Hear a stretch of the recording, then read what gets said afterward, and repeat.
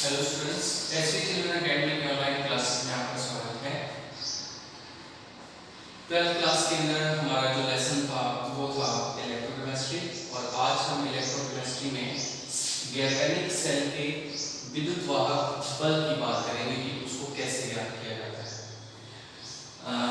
कल जो हमने टॉपिक पढ़ा था मैं उसको एक बार रिपीट कर रहा हूँ कि कल हमने पढ़ा था कि इस प्रकार से एक सेल है जिसको हमने नाम दिया था गैल्वेनिक सेल और इसके अंदर क्या है कि दो इलेक्ट्रोड लगे हुए हैं यहाँ, इनके बीच में यहाँ पर जो है वो क्या डाल दिया गया है, लवण सेतु और विद्युत अपघट्य जो है वो हमने कल बात करेंगे कि इसमें विद्युत अपघट्य डाल दिया गया है। ठीक, इसको हमने यहाँ पे जो अभिक्रिया चली थी वो Zn+2+2 इलेक्ट्रॉन और इधर जो अभिक्रिया चली थी वो Copper+2+2 electron is equal to copper, ऐसे चली थी। ठीक, अब देखिए इस सेल में जब ये सेल अपनी वर्किंग में होता है, कार्य कर रहा होता है, तो इस सेल पर आप देख रहे हैं कि यहाँ क्या हो रहा है, ऑक्सीकरण। फिर हमने इसका नाम ही क्या रख दिया था, ऑक्सीकरण अर्धस, और इसका नाम हमने क्या रखा था, अपचयन अर्धस। ठीक है, एक तो ऑक्सीकरण अर्ध सेल हो गया और दूसरा हो गया अपचयन अर्ध सेल। ठीक, ऑक्सीकरण अर्ध सेल जो है ये इसमें ऑक्सीकरण हो रहा है और यहाँ पर अपचयन हो रहा है। ऑक्सीकरण अर्ध सेल में इस विद्युत अपघट्य में और इस इलेक्ट्रोड में एक विभवांतर पैदा होता है। ठीक है, मतलब आवेश के बीच में, आवेश जो है उसके मध्य एक अंतर पैदा होता है कि इसका आवेश और इसका आवेश, इसके अंदर जो है वो अंतर पैदा होता है। उस अंतर की वजह से इसके ऊपर जो आवेश आएगा, जो विभव आएगा, उस विभव को हम ऑक्सीकरण विभव कहते हैं, ऑक्सीकरण विभव। ठीक है, या फिर इसको हम एनोड विभव भी कह देते हैं, एनोड विभव, क्योंकि एनोड पर पैदा हुआ। ठीक है, और या फिर इसको हम ई एनोड भी कह देते हैं,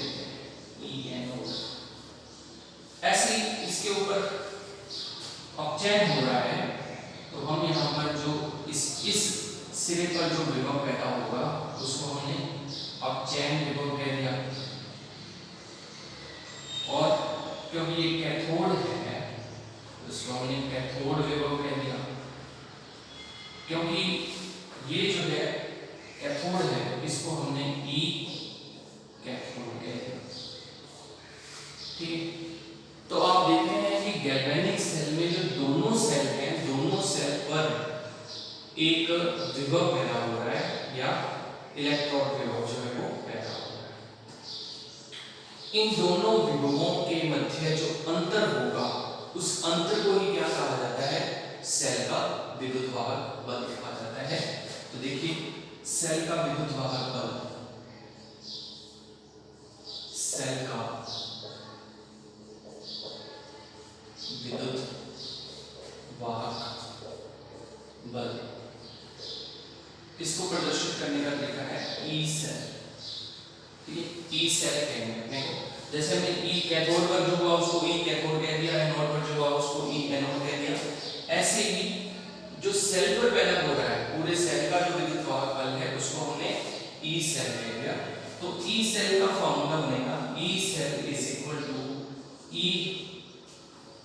अब सबसे जो सिंपल फॉर्मूला है वो मैं आपको पहले बता रहा हूं, E R minus E L, ऐसे याद रखना। ठीक, एल का मतलब लेफ्ट साइड है, आर का मतलब राइट साइड है। तो एल लेफ्ट साइड में कौन सा कैथोड इलेक्ट्रोड होता है, लेफ्ट साइड में कौन सा इलेक्ट्रोड होता है। ठीक है, तो आपको कल मैंने एक ट्रिक बताई थी यहाँ पर, LOAN, लेफ्ट साइड में कौन होता है, एनोड होता है।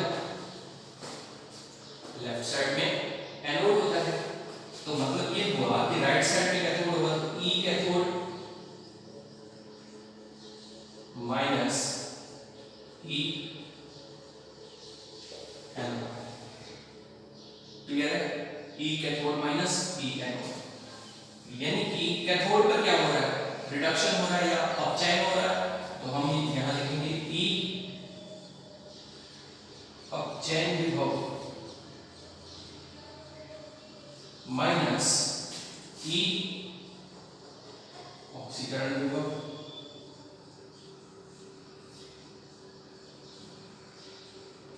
ऑक्सीकरण क्योंकि एनोड पे क्या होता है, ऑक्सीकरण होता है। क्लियर? तो आप इनमें से किसी भी फार्मूले से ई सेल का मापन कर सकते हो।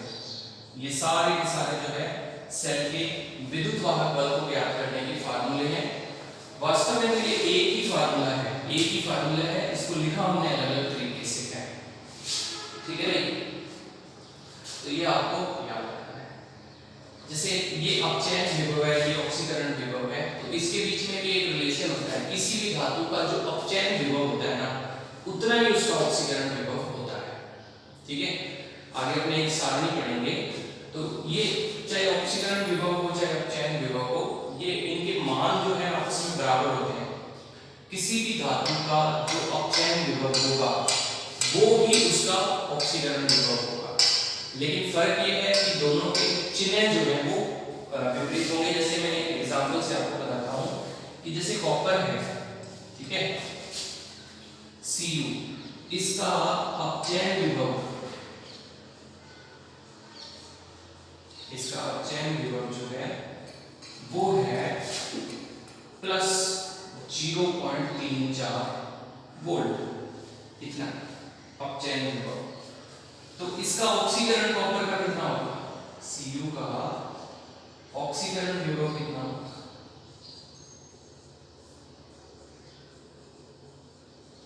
वो भी कितना होगा 0.34 वोल्ट ही होगा, लेकिन बस वो किसका होगा, माइनस में होगा। ठीक? ऑक्सीकरण विभव या अपचयन विभव दोनों के मान जो है किसी एक धातु के लिए बिल्कुल बराबर होते हैं, और जो चिन्ह है उनमें वो जो है वो अलग अलग होते हैं। तो मेरे ख्याल से ये फॉर्मूला सबको समझ में आ गया होगा। चलिए, ये हमने बात करी सेल के विद्युत वाहक बल के बारे में। इस सेल का विद्युत वाहक बल क्या होता है और उसको कैसे ज्ञात किया जा सकता है।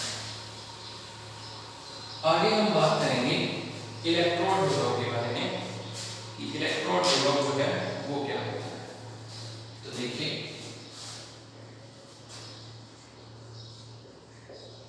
इलेक्ट्रोड विभव, ठीक, इलेक्ट्रोड विभव का मतलब ये है कि किसी एक इलेक्ट्रोड में उत्पन्न होने वाला विभव। ठीक? चलिए, मान लेते हैं मैंने लेफ्ट साइड वाला एनोड जो है वो बना दिया। भाई गैल्वेनिक सेल में दो होते हैं ना, तो मैंने एक बनाया। यहां पर एक इलेक्ट्रोड है इसमें लगा हुआ, और इसके अंदर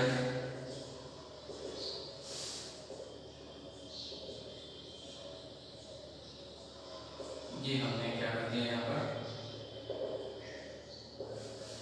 इसमें इलेक्ट्रोलाइट भर दिया।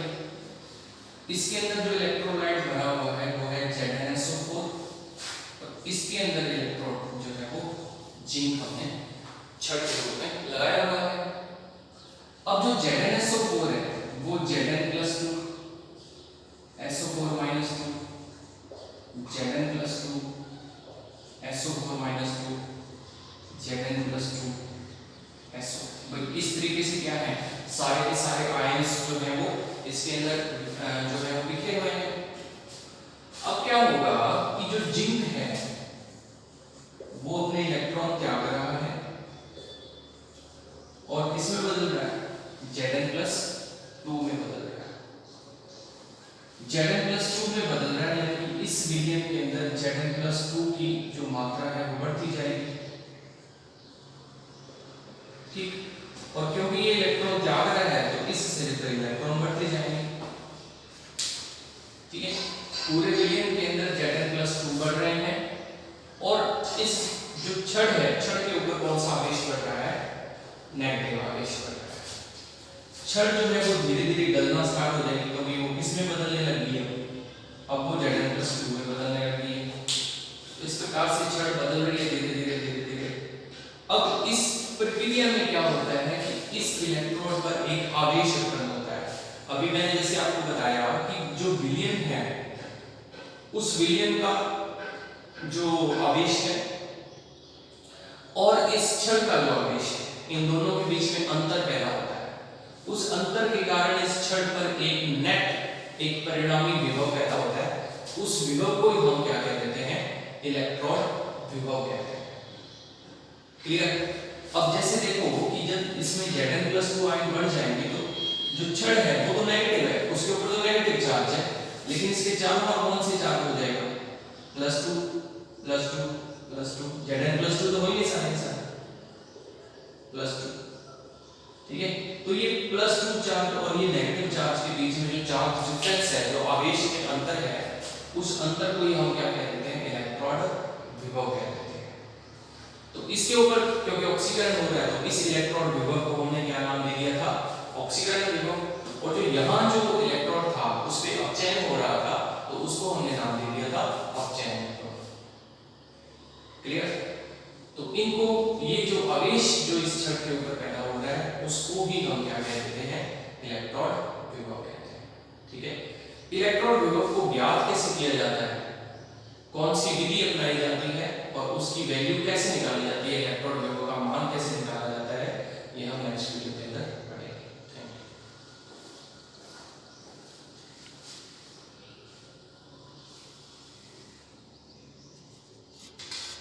एक छोटा सा टॉपिक और है जो मैं इसमें अभी इसी वीडियो में आपको क्लियर करना चाहूंगा कि जो इलेक्ट्रॉन विभव है, अगर किसी एक इलेक्ट्रॉन पर अगर हमने विभव ज्ञात करना है किसी एक इलेक्ट्रॉन पर, तो एक इलेक्ट्रॉन पर विभव ज्ञात करने की कोई प्रत्यक्ष विधि जो है वो नहीं होती है। मतलब डायरेक्ट ऐसा कोई मीटर नहीं आता कि एक इलेक्ट्रॉन के ऊपर वो मीटर लगाया और उसके ऊपर आवेश को हमने ज्ञात कर लिया। तो ऐसा कोई भी इंस्ट्रूमेंट नहीं है, ऐसी कोई विधि नहीं है। तो फिर एक इलेक्ट्रॉन के ऊपर जो विभव है उसको कैसे ज्ञात किया जाता है, देखिए हमें पता है कि सेल के विद्युत वाहक बल का फार्मूला होता है E cell = E cathode - E anode. अब ये जो हमने लिखा था वो यही तो फार्मूला है। तो देखो विधि देखो क्या है, हम क्या करेंगे कि जिस भी इलेक्ट्रोड का इलेक्ट्रॉन विभव निकालना है ना, उसके साथ दूसरा जो इलेक्ट्रोड है उसकी जगह एक ऐसा इलेक्ट्रॉन जोड़ देंगे जो जिसका विद्युत वाहक बल हमें पहले से पता हो, यानी कि जिसका इलेक्ट्रॉन विभव हमें पहले से पता हो। जैसे देखिए मान लेते हैं कि E सेल अपने को दिया हुआ है, सेल का E सेल जो है मान लेते हैं 0.76 वोल्ट दे दिया। E कैथोड जो है ये हमें निकालना है, ये मैं क्वेश्चन मार्क लगा देता हूं, चलो E कैथोड लिख देता हूं, E कैथोड ये अपने को ज्ञात करना है। और E एनोड की जगह हमें कुछ दिया नहीं, ना कोई वैल्यू दी गई है, हमने यहां पर क्या करा, एक मानक इलेक्ट्रोड लगा दिया। ठीक, मानक इलेक्ट्रोड, ये मानक इलेक्ट्रोड ऐसा होता है जिसका मान, जिसके इलेक्ट्रॉन विभव का मान हमें पहले से पता होगा। तो मानक इलेक्ट्रोड का मान अगर हमें पहले से पता होगा तो फिर यहां से कौन सा इलेक्ट्रोड लगाना जाए, तो देखो E कैथोड - E, इसकी जगह एक इलेक्ट्रोड आता है मानक हाइड्रोजन इलेक्ट्रोड, मानक हाइड्रोजन इलेक्ट्रोड। इसको हिंदी में बोलते हैं स्टैंडर्ड हाइड्रोजन इलेक्ट्रोड, SHE इसको कहा जाता है।